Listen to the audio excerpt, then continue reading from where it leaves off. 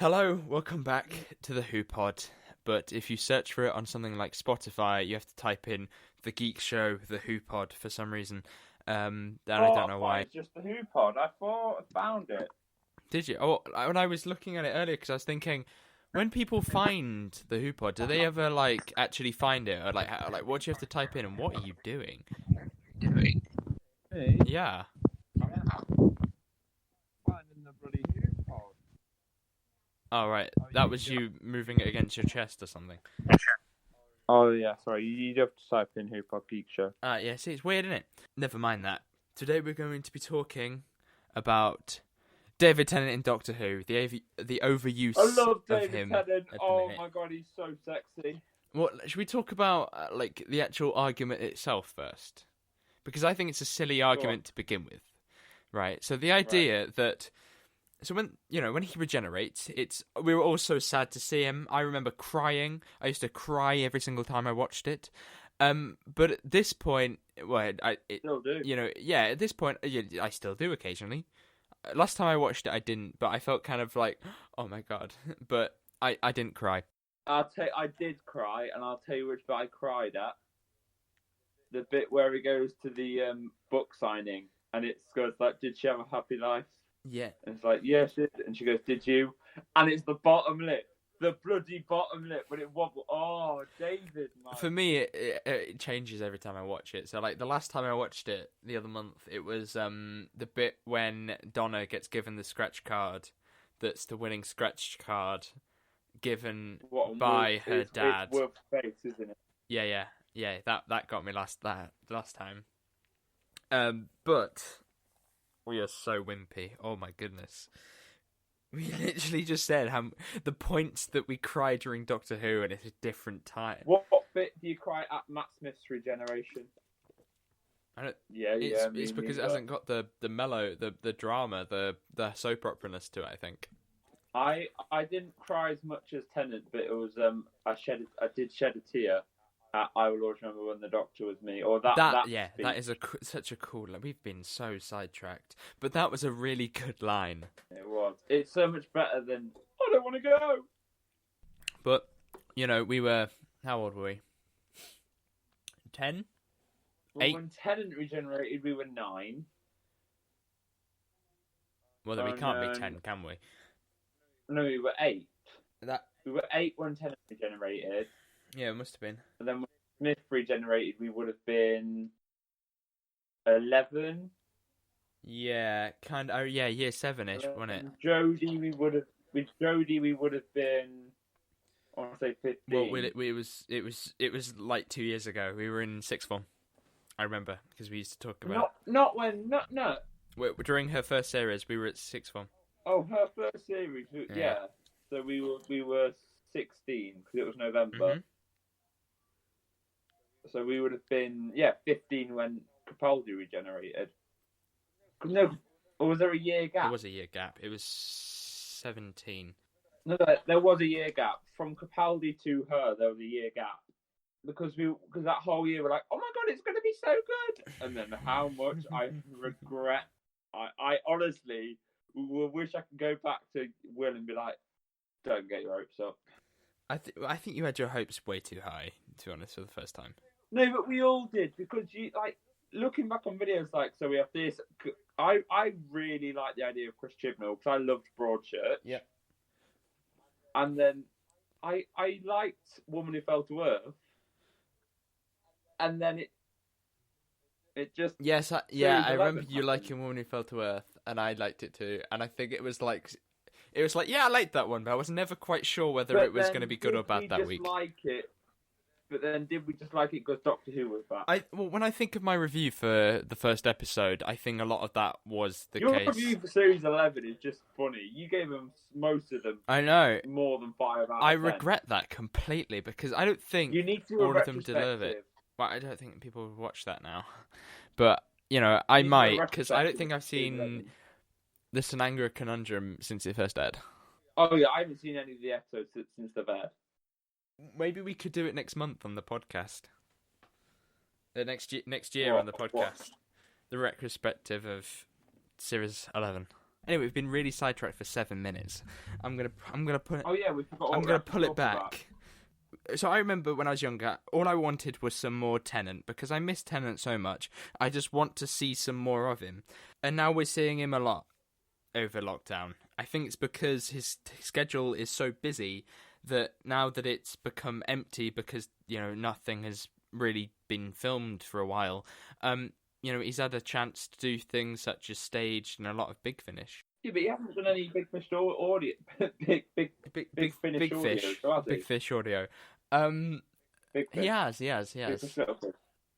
He's got a thing called Dark Times coming out, Out of Time, and he's got like a trilogy coming out, which I've pre-ordered because I thought they were really cool.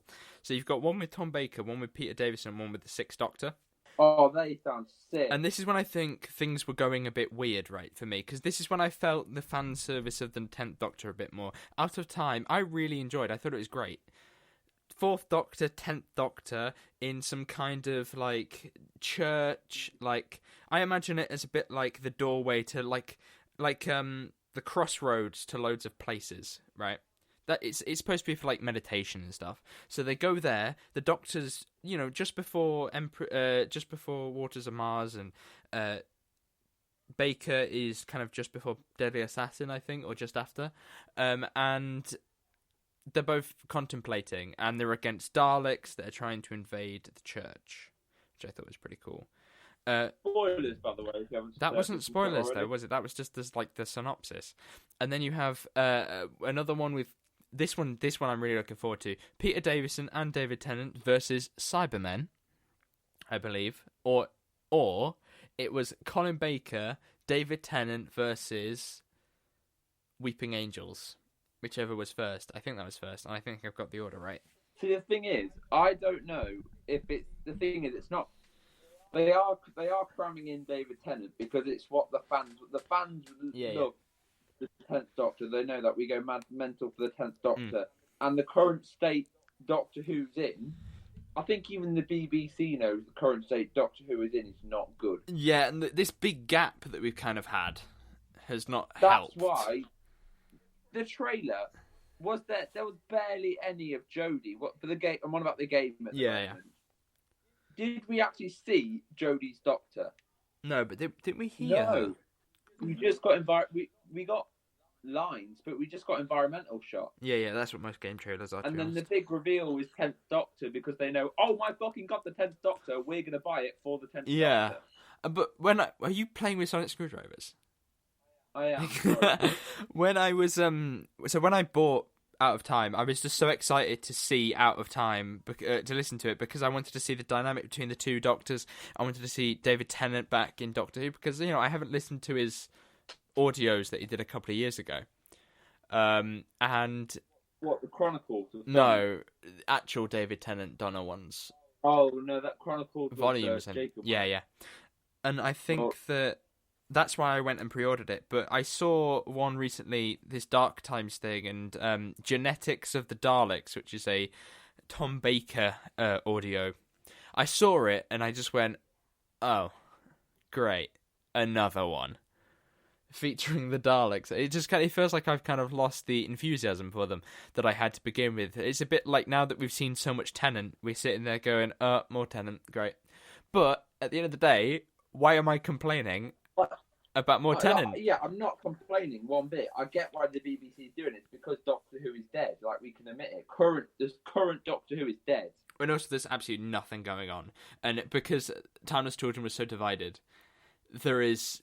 And they know more people are going to buy the game. Yeah. So if they had a game with just David Tennant and just Jodie, they know David Tennant's going to get way more sales. Like last month when me and Yasmin took a look at the ranking of the Doctors, David Tennant was definitely in first.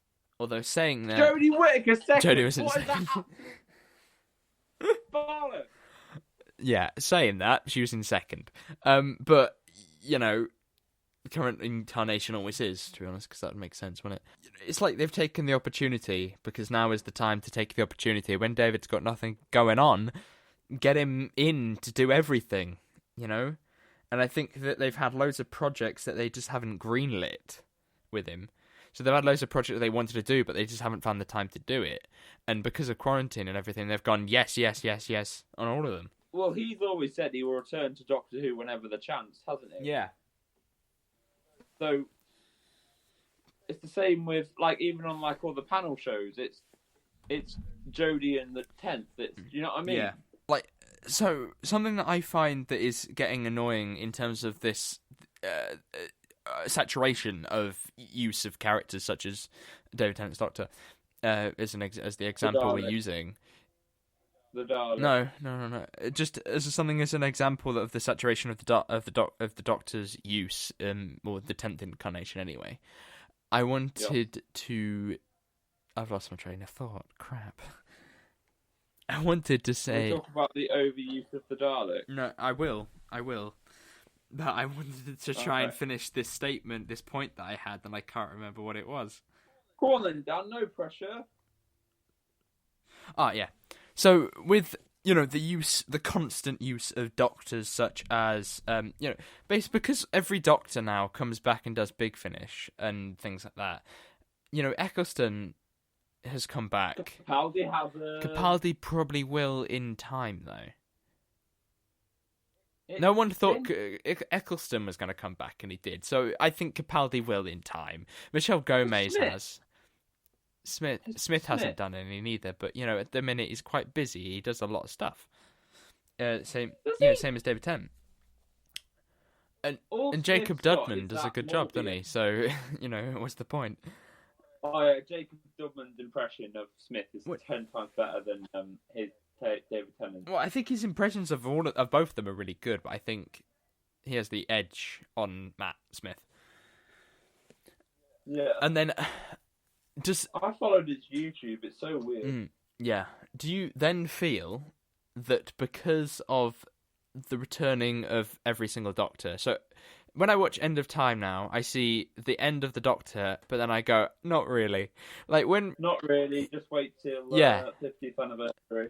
Wait till the 60th. Not really. Wait till Out of Time. Do you reckon he'll be in the 60th? I do. Of course he will. And then. Because it's Chibnall. This is a whole different thing. This is a different thing about Chibnall and like the whole 60th anniversary and his return and all of that, because but all I'm saying imagine the disappointment he's more likely and things to like return that. than Matt Smith or someone, because he worked with Chibnall on Broadchurch. They've got that past relationship. But it's not about that. It's about whether he's free or not, which is the logistics of doing it. But he might be into he's going to make time for it. It's the 60th anniversary of the show that blew up his career. So when we see Tennant and stuff disappear, does that, but not really, does that mean that when Jodie regenerates, when we look at this scene when she regenerates, are we going to be sad that she's gone? Yes, finally, yes, she's gone. Yes, she's gone. Oh, wait, no, Chibnall's staying on. That's going to be my reaction. Or is it going to be a reaction of, oh, she's gone, but we'll probably see her in a Big Finish in a year's time. Like, who cares? She'll pop up in the 70th. It might take the edge off a regeneration story if that's not the definitive end, but is what I'm trying to say. No, because it's always going to be their end on TV. You know what I mean? Yeah. And people who consider their TV as their run, like, think about it. We've had the end of Matt Smith. We've had the end of the 11th Doctor. Well, it's somewhere like the ending of an arc, isn't it, I suppose? It is. It's their time on the show. Like, they may still pop up, but most people don't really count Big Finish as canon. Or they're the current incarnation, like the most up-to-date version. But I don't think you ever lose the idea of being the Doctor. They're never going to be the Doctor again. You get what I mean? Like, they might be in Big Finish, but they're not a Doctor, but not the Doctor. The current, you might say. Yeah, they're going to be a Doctor. Yeah, the current. Nice. Thank you. That's why I was so quiet for the last 10 seconds. I was thinking of that. Thinking of that. Yeah. Yeah. No, but they're always going to be a Doctor, and they're always going to return to it, because they've always got that fan base for once they return, but they're never going to make a proper appearance back to the main screen unless it's for a special or something. So I guess, like, it still has that emotional impact when they leave, because they're leaving the show. And most of the audience don't listen to Big Finish. They don't collect the magazines. They don't play the games. You know what I mean? So they're still leaving. Yeah. It's still the end of your Doctor. It's still the regeneration scene at the end of the day.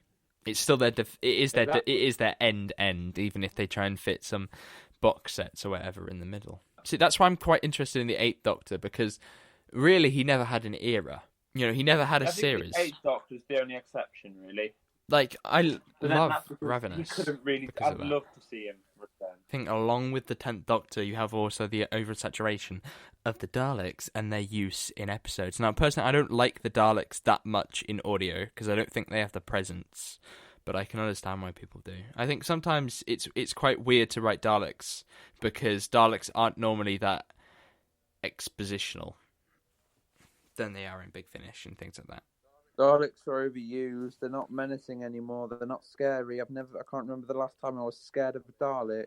Daleks are very unscary, though, really. Just in general. They're not that scary.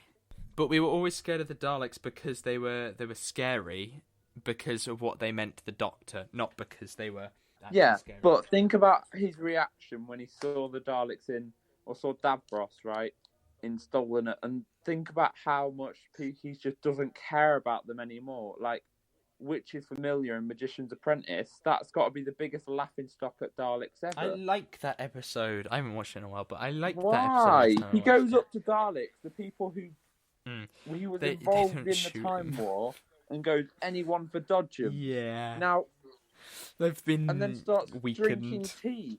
They can't be the menacing enemies if you do that. Cut They're to not scary anymore. Dalek and the speech when he's basically telling it to kill itself. Cut to that scene, and then cut to the scene when he says dodgems. And he's on the dodge. Imagine if they cut the audio from that scene and put it over the dodgems scene. Why don't you just die? And he's sitting in the chair. It just doesn't work. All the fun of Daleks that aren't scary anymore. But that could be a whole different thing for a whole new thing. But I felt like they were quite a presence in Resolution, because at least they were kind of like, ooh, danger with the Daleks kind of thing. No, but it was like one Dalek can kill all of these people. It had kind of like the vibe of a episode of Dalek, yeah, the Dalek episode. So, you know, something like that would have been cool. But now it's like, you've got loads of Daleks. You know, you were scared of one. Here's 7,000, or insert generic big number here. That basically becomes they're drawn to when it comes to Daleks and things like that. And I think that things such as the Cybermen, the Weeping Angels, you know, that game features the Weeping Angels. And when you talk to people about, you know, like not classic fans, when you talk to people that are casual fans, they sit there and they'll say, oh, yeah, there's the angel things. They're terrifying. What are they called? The Weeping Angels, yeah. Things like that are absolutely terrifying to them. And they seem to, well, they are terrifying in general. But they seem to be like the big villain that people always talk about. Weeping Angels, Daleks, Cybermen. Coincidentally, they're also the creatures that the 10th Doctor is going up against in the Out of Time box set. The 5th Doctor recently went up against them in a series thing called something Dalek. Are you okay, Dan? Yeah, I kept talking because you weren't saying anything, so I kept going. Right, okay. I didn't want to stop your rambles, that's why. Must have drink. Must have drink. Right. I've kind of worn myself out, I'm not gonna lie. I don't really know what else to say. All I know that the Daleks are overused. David Tennant is overused, but I still don't care because I love him. And can't wait for the game. Thanks, Will. You're right. Okay, so next month, if all things go to plan, we have a very special challenge for you and me, Will. Oh, great. What is it? We are going to be versus each other in a Doctor Who quiz. Oh my god. Oh my god. What are you, Bill and Ted? Come on. What's the quiz about? Probably Doctor Who, to be honest. I'll ask... Classic or modern? Probably modern, because for your sake. Thank you. Let me just turn this text and then I'll end it. You've got any plans on taking the Pandora to tonight? Oh my god, this is what Just happens when you remember who's We should standing not in your record way. this late. Remember, I've every black day I ever stopped you, and then do the smart thing. Let somebody else try first. Na, na, na, na, na, na, Oh. Oh dear. That was awful. Okay. So, thank you very, very much for listening this month. Go and check out the previous months. Last month, me and Yasmin looked at the rankings of the Doctor according to the Radio Times poll. Next month we got quizzes, and the end of the year. Ship them. Screw you. And the end of the year is coming, so things always change at the end of the year. I'm thinking about a couple of changes I'd like to make, but Is the festive special Christmas or New Year's? Christmas, but Is it though? not confirmed. But I doubt it would be New Year's. Because the DVD thing, the Blu-ray thing that they have, aren't listed on Amazon, says 2020. Oh, If you didn't know I don't. that. Did you see it? Yeah. No. So this will be interesting. But thank you very much for listening. Hopefully you didn't. All right, Dan. Yeah, thank you very much for sitting there. Thank you very much, Will, for being around this time. Much appreciated. All right, mate. Sorry for filming this late as well. But thank you very much for listening. Right. Hopefully you did enjoy the podcast. If you want to search us up on Spotify at the minute for some weird reason, it is currently The Geek Show, The Who Pod. No, it's the Who Pod Geek Show. That makes, why does it do that? I'm going to try and fix that. I might even try and fix that before this episode gets released. But it should be at The Who Pod on sites such as, you ready? Let's see how many I can name. I think there's 7. So, thank you very much for listening. If you want to go and check out the podcast on any other platforms, you have to type it in weirdly like that, or find it on things such as iTunes, Spotify, Deezer, Brasco. That's not a podcast provider. No, but Krafko's the racist. Right, here we go. YouTube, Spreaker, Apple Podcasts, Spotify. Yes. My Heart Radio. Oh my god, yes. Go on, Will. Fuck me, there's more. Yeah. BBC Sound. No. Google Podcasts, Castbox, Deezer, Podcast Addict, Podchaser, and YouTube. If you've already said that one, though, haven't you? Thank you very much for listening, and we shall see you soon. Goodbye. Ta-ra. Don't die. That was a dark ending. Stay 2 meters apart. Make sure you wear a mask. And fuck Boris Johnson. What's the saying? Space, face, hands. Space, face, hands. That'll do. Hands, face, face. Hands, head, mouth. Head, shoulders, knees and toes. Knees and toes.